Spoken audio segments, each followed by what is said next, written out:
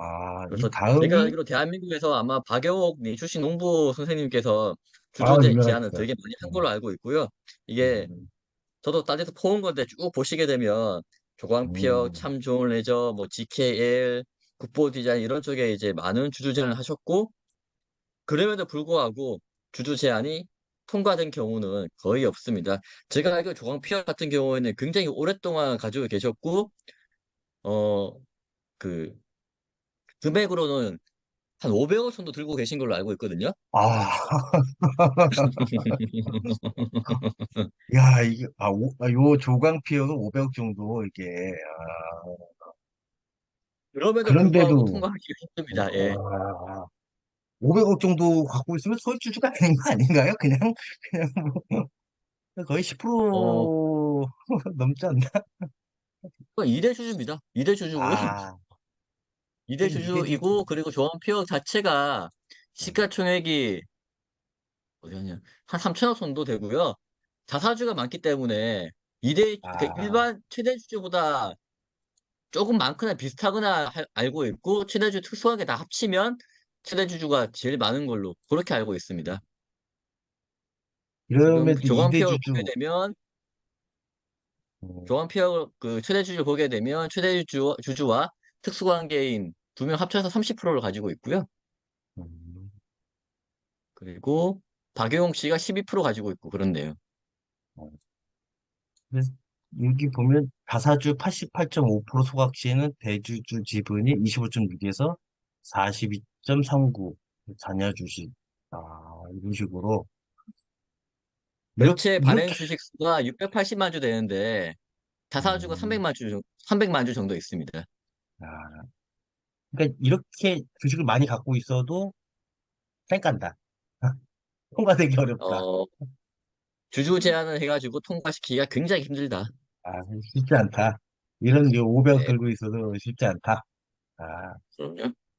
그런데 좀 여기 보면은 뭐, 이분은 상당히 유명하시잖아요. 박영신 유명하고, 내용도 주주 제한으로 이게 꼭 주주 제한이라는 게 주주총회 안건으로만 올려야 되는 것들은 아니네요. 보니까. 꼭 이게 이제 예를 들어서 뭐 현금 배당이야, 뭐 이사회를 하고 자사주도 이제 이런 거 하고 이제 요 의사결정에 대한 액면 분할이야 이제 주주총회에서 하겠지만 요런 거, 뭐, 그 IR 정책을 추진하자는 것, 이런 거면 진짜 그냥, 뭐, 꼭 주주총회 안건만이 아니라 회사의 경영에 대해서 내가 이렇게 좀, 진짜 제안을 하는 거겠네요. 주총 안건에 대해서 제한이 없잖아요. 어떤 내용이 됐건 주총 안건으로 제한을 할 수 있고, 다만 상법에서 정해놓은 것들, 이사회는 요건 꼭 이사회에서 해야 된다, 요건 꼭 주총에서 해야 된다라는 것만 있기 때문에 뭐든 다 할 수 있는 거죠. 아, 근데 이제 난감한 건 GKL 같은 경우에 굉장히 큰 회사인데 IR 담당자가 없는 게 아니거든요. 저 회사 IR 되게 열심히 하는데도 저렇게 이제 IR 전담팀을 구성해라, 뭐 이렇게 이야기를 했다고 하니, 그러니까 주식 농부 좀 되는 양반도 저렇게 아쉬운 부분에 어, 대해서 이제 제안을 음, 하니 일반인들 내지는 그렇죠. 뭐 검토를 안 한 사람들 어떻게 했어? 그냥 안고 막 내는 거죠. 아, 이거는 뭐, 그러니까 뭐 다른 거야. 그냥 뭐 사업적으로 봤을 때도 뭐 충분히 뭐 이럴 수 있다. 뭐, 지난주총회 신임 대표이사 약속한 거 점검을 하자. 뭐 배당 성향을 올리자. 그리고 뭐 단기 수익 뭐 요거는 뭐 일정 부분 무상 증자하자 한데 자사주 매입하자 좋은데 적극적인 IR 정책을 추진하자 IR 전담팀을 구성하자. 야, 요거 그럼 많이 여기 담당자들은 이 GKL 담당자는 자기를 자르라는 얘기구나 이렇게 받아들이겠는데요. 그렇죠. 제가 제가 봤을 지키는 담당자분하고 이제 몇 번 해외 같이 나가보고 이렇게 만난 적도 있는데 그분 되게 열심히 하거든요. 제가 갈 때마다 아, 만나고 올해가 야, 이제 19기고 지금 저기 뭐 12기니까 12기. 7년 전에 이제 올렸다는 이야기잖아요. 그렇죠, 그렇죠, 그렇죠. 그렇게 열심히 하는데도 불구하고 저렇게 이야기 나오면 골 때리는 거죠. 그럼 본인이 하면 되겠네. 하여튼 주주제 현황이 이렇게 뭐 돈이 많은 자, 지분이 뭐 한 2대 주주까지 올라가서 이렇게 제안을 해도 좀 받아들이기 쉽지 않고 또 주주 제한이라는 거에 대해서 좀 이렇게 돈이 많고 좀 유명한 사람들처럼 좀 인식이 좀 명확하지 않을 수가 있네요. 있습니다. 그러면 이게 조건하고 거부 내용을 아까 잠깐 말씀을 줬는데 이게 좀 세부적으로는 뭐예요? 우선 주주 제안을 하려고 하면 발행 주식 총수의 3%, 그러니까 오늘 딱 3% 가지고 있으면 할 수 있고요. 아니면 1% 음, 가지고 있는데 6개월 이상 들고 있으면 된다. 이렇게 되고요. 음, 자본금 1,000억 이상의 상장회사 같은 경우에는 6개월 이상 0.5%다. 라고 되어 있죠. 근데 자본금 1,000억 이상이 아마 많지 않을 겁니다. 이게 자본 총계가 아니고 자본금이기 때문에 요 아, 부분은 많지 않을 거고요. 진짜 큰 회사인 거죠, 저거는. 자본금이 야, 1,000억 넘어가면. 자본금이 1,000억 원이면 이게 액면가 500원이라고 하면 이게 몇 주를 발행한 거. 하여튼 대기업 뭐 몇 개 안 되겠네요. 삼성전자 뭐 현대차 뭐 이런 뭐 예, 그렇죠. 걔들도 1,000억이 되는지 안 되는지 모르겠습니다. 제가 부질않아가지고. 예. 그러니까 계산도 잘 안 되는 그 정도의 커야 된다는 이야기인 거고요. 네. 음. 그리고 어, 주총 6주 전까지 이렇게 이제 내야 된다라고 되어 있고 거부 가능한 거는 10% 미만 얻었는데 3년이 다시 제한한다든지 주주 개인의 고충에 관한 경우 아까 말한 그 IR 담당자를 바꿔라 이게 그러니까, 어쩌면 고충에 들어갈 수도 있겠는데요. 그러니까 내가 전화했을 때 얘가 좀 바쁜 척을 하거나 얘가 좀 뭐 집안 사정으로 해서 기분이 안 좋은 상태에서 전날 와이프하고 싸워가지고 그 좀 분위기 다운돼 있는 상태에서 박용욱 씨가 전화했을 때 받은 거 아닌가 뭐 이렇게 생각할 수도 있네요. 저놈 바꿔라. 말투가 마음에 안 든다. 뭐 이럴 수 있지 않나요?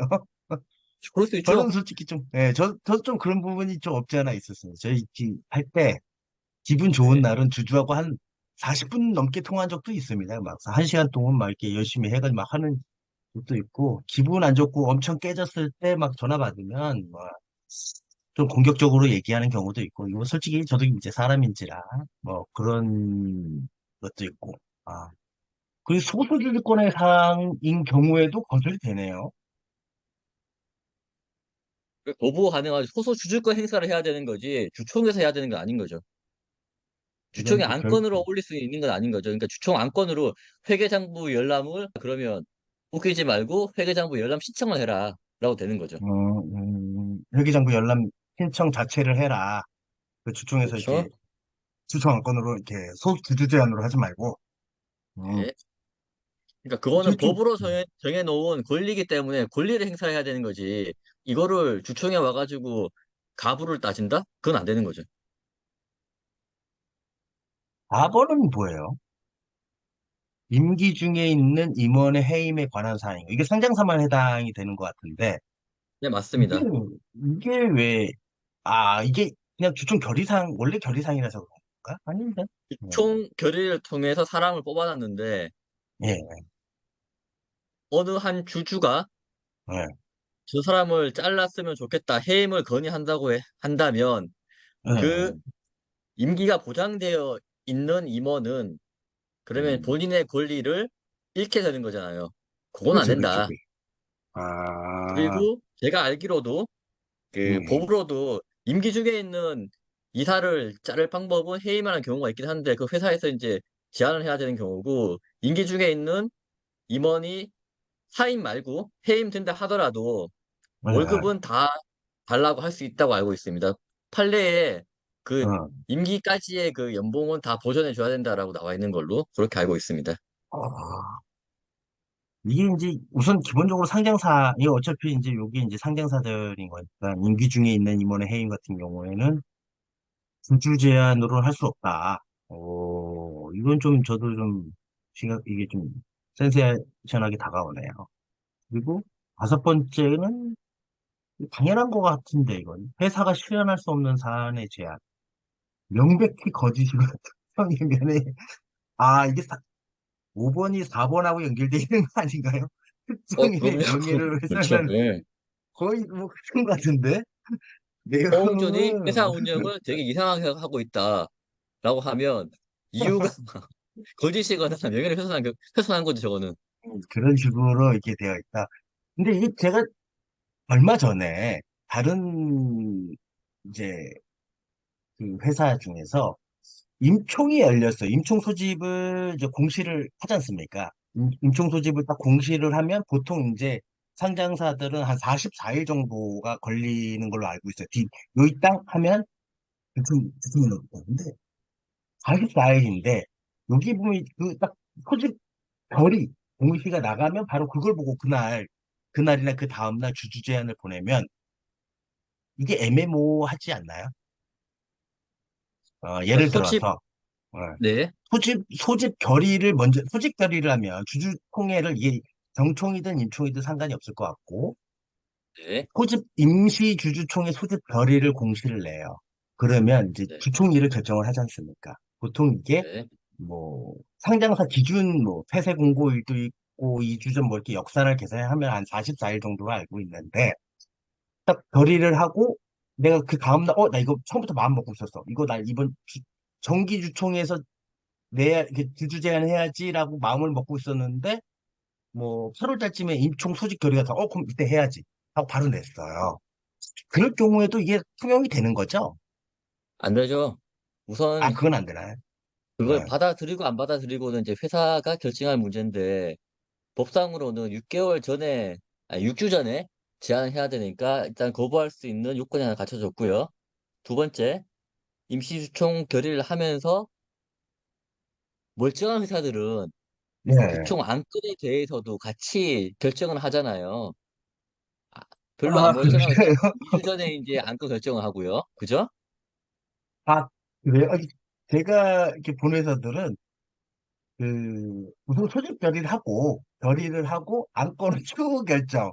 그 추후 결정은 2주 전에 2주 그렇죠? 전에 소집 결의 정정과 소집 공고가 2주 전이니까 소집 예, 공고를 하면서 소집 결의 정정을 할 때 그때 안건을 확정 짓는 걸로 그렇죠. 그런 회사를 그, 좀 많이 다녀서 예, 예. 그게 왜 그러냐면 주총의 안건은 주총 공고 전까지만 결정하면 되고 주총 공고 후에 하는 건 이제 법상 문제가 있는 거다 보니까 2주 전까지 이제 결정한다. 2주 전에 이사회를 열고 안건 결정하고 공고를 보내고 이런 식으로 진행을 하는데 그러면 이제 말씀하신 대로 주총 소집 결의부터 공고까지 뭐 대충 한 2, 예, 3주간의 기간이 있잖아요. 그럼 그 그렇죠, 기간 그렇죠. 동안에 회사에서 검토를 해야 될 거고 주총 안건 결정을 할 때 이사회에서 요거 주주 제안을 받아들일 거냐 안 받아들일 거냐에 그렇죠. 대해서는 결정할 음, 수 있을 거고요. 안 예, 받아들인다고 하면 그러면 이제 주주는 굉장히 급하게 네. 주주총회 안건 음. 상정 가처분의 건 뭐 이런 걸로 소송을 또 해야 되겠죠, 뭐. 따로 또 해야 되는구나.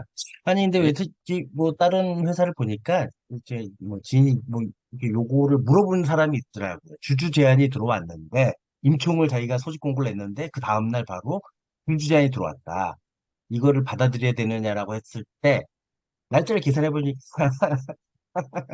이게 딱 하루가 제가 알기로는 하루가 부족하더라고요. 그래서 임총 때는 그 주주 제안은 그 주주분에게 이게 6주 전이 안 된다. 주주총회 5주 소집 공고, 이게 주주 제한 한 내에 6주가 전에 와야 되는데 하루가 부족하다라고 해서 거절하는 내용으로 보내라고 해서 그게 잘 처리가 된 것 같아서 그랬던 것 같고요. 그래서 이것도 어찌됐건 임총이든 정총이든 뭐 상관없이 적용이 되는 걸로 받아들이면 되는 거죠? 네, 네. 제 생각에는 아마 법 만들 때 임시 주총이라는 가정을 아예 안 한 것 같아요. 그렇죠, 그렇죠.